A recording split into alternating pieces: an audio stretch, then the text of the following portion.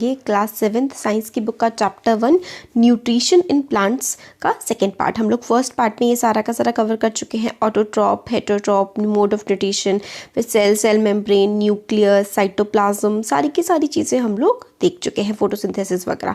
अब हम लोग यहाँ से देखते हैं कि लीव्स जो होती है ना, other than green also have chlorophyll. मतलब सिर्फ ग्रीन कलर की लीव्स में ही क्लोरोफिल नहीं होता है, बाकी सारी जो लीव्स होती है ना उनमें भी क्लोरोफिल प्रेजेंट होता है। क्लोरोफिल का क्या काम होता है? क्लोरोफिल का काम होता है ग्रीन कलर प्रोवाइड करना लीव को। मगर जो लीव्स ग्रीन कलर की नहीं होती है ना, उनमें भी क्लोरोफिल प्रेजेंट होता है। मगर बाकी सारे जो कलर्स होते हैं ना, large amount of red, brown और अदर कलर के जो पिगमेंट्स होते हैं ना, वो क्या करते हैं? ग्रीन कलर को छुपा देते हैं। मगर जो है क्लोरोफिल हर लीफ में ज़्यादातर प्रेजेंट होता है। तो फोटोसिंथेसिस किसकी वजह से होता है? क्लोरोफिल की वजह से होता है ना। तो आप लोगों ने देखे होंगे पॉन्ड्स वगैरह, कहीं आप गांव में गए हो या किसी जहाँ पे भी आप रहते हैं, आपने वहाँ पे तालाब वगैरह देखे होंगे जहाँ पे रुका हुआ पानी होता है। स्टेगनेंट का मतलब होता है रुका हुआ। तो जहाँ पर जिन वाटर बॉडीज़ में, वाटर बॉडीज़ का मतलब हो गया जैसे कि जिस भी चीज़ में पानी है, नेचुरल चीज़ में, जैसे कि लेक हो गया, पॉन्ड हो गया, है ना। तो वहाँ पे जहाँ पे रुका हुआ पानी होता है, तो आप लोग एक एल्गी की ग्रोथ देखते हो। एल्गी क्या होता है? आप देखते हो कि काई जैसी जम जाती है, मतलब पानी क्या हो जाता है? हरा हरा या फिर रेड रेड इस टाइप का हो जाता है, तो वो चीज़ एल्गी होती है। एल्गी ना जैसे ग्रीन कलर की होती है ना, तो इसमें खुद की अपने पास, मतलब इसके पास भी क्लोरोफिल होती है, और इसके पास क्लोरोफिल होती है तो ये अपना खाना जो है ना, ये खुद प्रिपेयर कर लेते हैं with the help of photosynthesis. तो जो एल्गी है क्या है? ये एक एनिमल की कैटेगरी में आता है ना, मगर ये अपना खाना खुद प्रिपेयर कर लेता है क्योंकि ये ग्रीन कलर का होता है, इसमें क्लोरोफिल होता है, और फोटोसिंथेसिस के प्रोसेस से एल्गी अपना खाना खुद बना लेता है। अब आगे आता है synthesis of food other than carbohydrate. Synthesis का मतलब होता है यूज़ करना, है ना। तो कार्बोहाइड्रेट के अलावा और क्या क्या खाना जो है प्लांट में होता है। तो हमने जो फोटोसिंथेसिस का प्रोसेस था उसमें हमने देख लिया कि कार्बोहाइड्रेट्स ये बनाते हैं। तो कार्बोहाइड्रेट किससे बने होते हैं? कार्बोहाइड्रेट्स बने होते हैं कार्बन, हाइड्रोजन और ऑक्सीजन से मिलके। और ये जो है कार्बोहाइड्रेट्स सिंथेसाइज करते हैं, मतलब इस्तेमाल करने में हेल्प करते हैं अदर कंपोनेंट्स ऑफ फूड, जैसे कि proteins and fats. But proteins are nitrogenous substances which contain nitrogen. जो प्रोटीन, ये चीज़ ना बहुत इंपॉर्टेंट है कि जो प्रोटीन होता है ना उसमें क्या होता है? उसमें नाइट्रोजन होती है। और जो प्रोटीन बनता है ना वो तभी बनता है जब प्लांट के पास नाइट्रोजन होती है। अब प्लांट्स के पास नाइट्रोजन कहाँ से आती है? हम लोगों ने पढ़ा था कि हवा में बहुत सारी नाइट्रोजन प्रेजेंट होती है, मगर जो प्लांट्स होते हैं ना वो हवा की नाइट्रोजन को यूज़ नहीं कर पाते हैं। मगर क्या है कि जो सॉइल में ना कुछ ऐसे बैक्टीरिया होते हैं जो हवा की नाइट्रोजन को कन्वर्ट कर देते हैं इस्तेमाल करने लायक फॉर्म में, और उसको सॉइल में भेज देते हैं। मतलब कुछ बैक्टीरिया होते हैं जो नाइट्रोजन प्रोवाइड कर देते हैं प्लांट को, तो फिर सॉइल में चली जाती है, और ये नाइट्रोजन जो है प्लांट एब्जॉर्ब कर लेते हैं पानी के साथ साथ। आप लोगों ने देखा होगा, सुना होगा कि जो फार्मर्स हैं, फार्मर्स अपने खेतों में फर्टिलाइजर्स डालते हैं। फर्टिलाइजर्स में क्या होता है? They are rich in nitrogen. ठीक है, नाइट्रोजन की मात्रा अच्छी होती है, क्योंकि क्या होता है ना, प्लांट्स में नाइट्रोजन की अगर कमी हो जाती है तो प्लांट की ग्रोथ पे बहुत असर पड़ता है, तो इसलिए नाइट्रोजन की ज़रूरत होती है। और नाइट्रोजन इस्तेमाल कर पाना प्लांट्स के लिए मुश्किल होता है, क्योंकि एटमॉस्फेयर में जो नाइट्रोजन है ना बहुत सारी, वो प्लांट नहीं इस्तेमाल कर सकता है। प्लांट सिर्फ सॉइल में प्रेजेंट नाइट्रोजन को ही यूज़ कर पाता है। In this way plants fulfil their requirements of nitrogen along with other constituents. Plants can then synthesise proteins and vitamins. तो इस तरीके से या तो बैक्टीरियाज की हेल्प से नाइट्रोजन यूज़ कर लेता है जो प्लांट है, या फिर वो बाहर से ऐड करी जाती है, फार्मर्स उसको ऐड करते हैं, और जब नाइट्रोजन की ज़रूरत पूरी हो जाती है तो वो प्रोटीन्स और विटामिन्स वगैरह सारे के सारे बनाता है और अपना आराम से उसको यूज़ कर सकता है फिर प्लांट। फिर other mode of nutrition in plants, हम लोगों ने क्या देखा? ऑटोट्रॉपिक मोड ऑफ न्यूट्रिशन, है ना। ऑटोट्रॉपिक की वो अपना खाना खुद बनाते हैं, मगर कुछ प्लांट्स हैं ऐसे जिसमें क्या क्लोरोफिल नहीं होती। काफ़ी सारे ऐसे प्लांट्स हैं जिसमें क्लोरोफिल नहीं प्रेजेंट होती है। अगर क्लोरोफिल नहीं प्रेजेंट होगी तो अपना खाना कैसे बनाएंगे? खाना बनाने के लिए क्लोरोफिल का, कार्बन डाइऑक्साइड का और सनलाइट का होना और वाटर का होना, इन चीज़ देखिए, कार्बन डाइऑक्साइड, वाटर, ठीक है, सनलाइट और क्लोरोफिल, इन चीज़ों का होना, इन 4 चीज़ों का होना खाना बनाने के लिए बहुत ज़रूरी है। अगर किसी प्लांट के पास क्लोरोफिल नहीं है तो वो अपना खाना कैसे बनाएगा? तो वो लोग क्या करते हैं, वो लोग हेटेरोट्रॉपिक मोड ऑफ न्यूट्रिशन का सहारा लेते हैं। जैसे कि इंसान है, हम लोग क्या है, हम लोग हेटेरोट्रॉप से हम लोग अपना खाना खुद मतलब नहीं बनाते, हम तो पेड़ों से लेते हैं ना, हम सिर्फ उगा सकते हैं, मगर किस पे उगा रहे हैं? उगता तो पेड़ पे, ये तो हम लोग पेड़ों से अपना खाना या फिर जानवरों से अपना खाना लेते हैं। मगर जो पेड़ हैं वो तो अपना खाना खुद बनाते हैं, मगर कुछ पेड़ ऐसे हैं जो अपना खाना नहीं बना पाते। तो इस तरीके के पेड़ों को हमारा हेटेरोट्रॉपिक मोड ऑफ न्यूट्रिशन कहते हैं। आप लोगों ने देखा होगा येलो से कलर की ब्रांचेस लटकी रहती हैं कई बार, किसी एक प्लांट के ऊपर बिल्कुल दूसरा प्लांट येलो येलो सा कलर का बेल जैसा लटका रहता है। अभी हम पिक्चर में देखेंगे तो वो जो प्लांट है ना, वो उस प्लांट का नाम है कसकुटा या फिर हम उसे अमरबेल कहते हैं। ये प्लांट क्या करता है, ये दूसरे प्लांट से चिपक जाता है और उस प्लांट के सारे न्यूट्रिशंस लेने लगता है। और क्योंकि अमरबेल में खुद के पास क्लोरोफिल नहीं होता, इसलिए वो रेडीमेड बना बनाया खाना दूसरे प्लांट से लेता है उसके ऊपर चढ़ करके। और प्लांट जिस पे वो क्लाइंब कर रहा होता है, वो जिस पेड़ पे चढ़ा हुआ होता है, उसको हम होस्ट कहते हैं। और क्योंकि ये अपने होस्ट को बहुत ही इंपॉर्टेंट वैल्यूएबल न्यूट्रिएंट से डिप्राइव कर देता है, क्योंकि वो उसके न्यूट्रिएंट्स खुद ले लेता है सारे के सारे, इसलिए हम इसको क्या बोलते हैं, इस तरीके के प्लांट को हम लोग बोलते हैं वैल्यूएबल न्यूट्रिएंट्स से मतलब ले लेता है। तो कसकुटा को हम लोग क्या कहते हैं कि वो एक पैरासाइट है। तो इस तरीके का प्लांट जो अपने होस्ट पे किसी दूसरे प्लांट पे एक तरीके से लटक जाता है और उसके न्यूट्रिएंट्स लेने लगता है, तो हम उसे पैरासाइट कहते हैं। ये देखिए, ये तो ग्रीन कलर का प्लांट है, येलो येलो जो दिख रहा है ना, ये कसकुटा चिपका पड़ा है प्लांट पे। तो ये चीज़ बहुत ज़्यादा इंपॉर्टेंट है कि आप पैरासाइट्स का एग्जाम्पल देना है कि पैरासाइट का क्या एग्जाम्पल है। तो पैरासाइट का एग्जाम्पल है कसकुटा। और पैरासाइट क्या करते हैं, they take nutrient from other plants.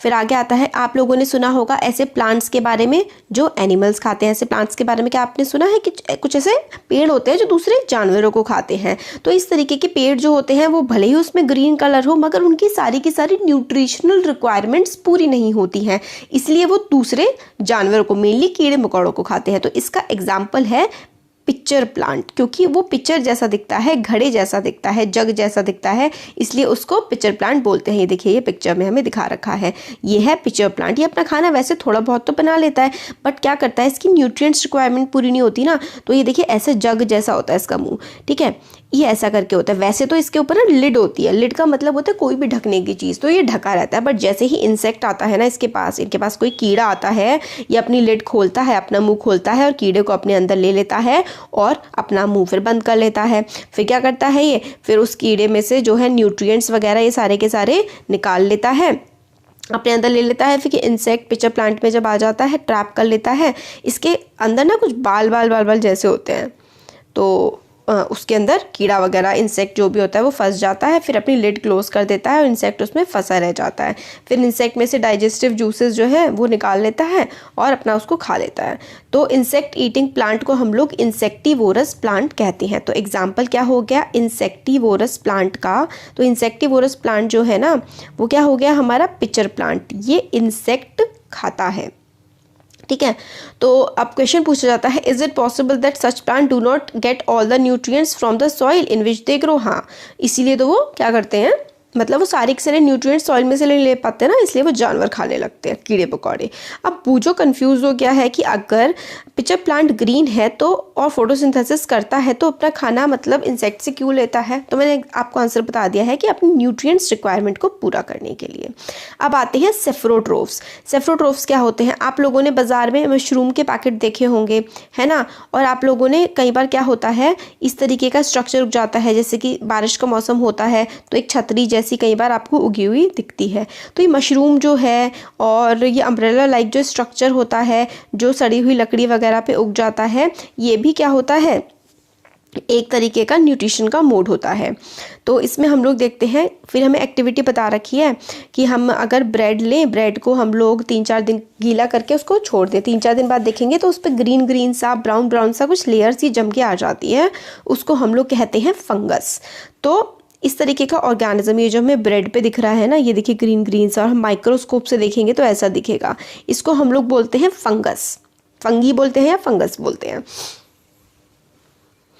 They have different mode of nutrition, इनका अलग टाइप का मोड ऑफ न्यूट्रिशन होता है। ये क्या करते हैं, they absorb nutrients from the bread, मतलब ब्रेड में से न्यूट्रिएंट अब्जॉर्ब कर रहे हैं। तो this mode of nutrition in which organism take in nutrients from dead and decaying matter is called saprotrophic nutrition. तो सेफ्रोट्रोफ क्या होते हैं कि मतलब कोई चीज़ सड़ जाती है या कोई जानवर मर जाता है, तो उस जो कोई चीज़ सड़ गई, कोई जानवर मर गया, उसमें से अगर ये डेड एंड डिकेइंग मैटर, मतलब जो चीज़ डेड हो चुकी है, डिके हो चुकी है, उससे अगर कोई जानवर अपना न्यूट्रिशन ले रहा है, अपना खाना ले रहा है, तो वो होता है सेफ्रोट्रोफिक मोड ऑफ न्यूट्रिशन। और इस तरीके के ऑर्गेनिजम्स को, such organisms with saprotrophic mode of nutrition are called saprotrophs. और इस तरीके के ऑर्गेनिजम्स जो दूसरों से खाना लेते हैं, इस तरीके के ऑर्गेनिजम्स को हम लोग सेफ्रोट्रोफ्स बोलते हैं।